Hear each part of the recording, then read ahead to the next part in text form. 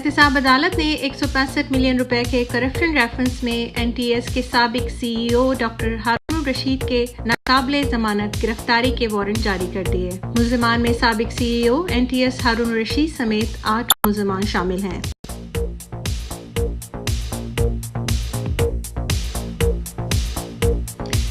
हुकूमत पंजाब की हिदायत पर जिला डेरा गाजी खान में कल 8 मार्च को आलमी यौम ख़वातीन मनाया जाएगा।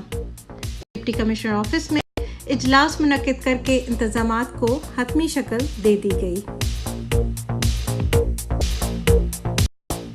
पाक बहरिया एडमिरल जफर महमूद अब्बासी का कहना है कि हम जारियत नहीं चाहते, लेकिन अगर दुश्मन ने पहल की तो भरपूर जवाब देंगे।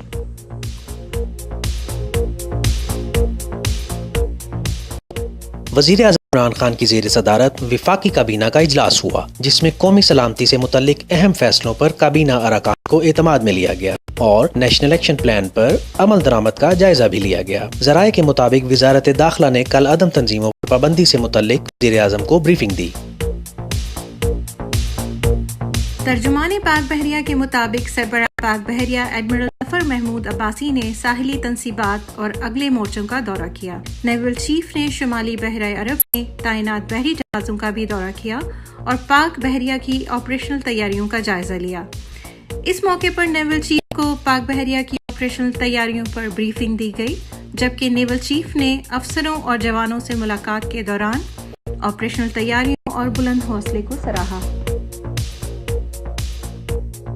डेरा गाजी खान के ग़ज़ाली एजुकेशन स्कूल शाबरीबाला में रिजल्ट अनाउंस इनामात तकसीम की तकरीब मुनक्किद हुई। तकरीब में बच्चों ने अपने फन के मुख्तलिफ टैबलो पेश किए। नाज़रीन टैबलो देखकर दाद दिए बगैर न रह सके।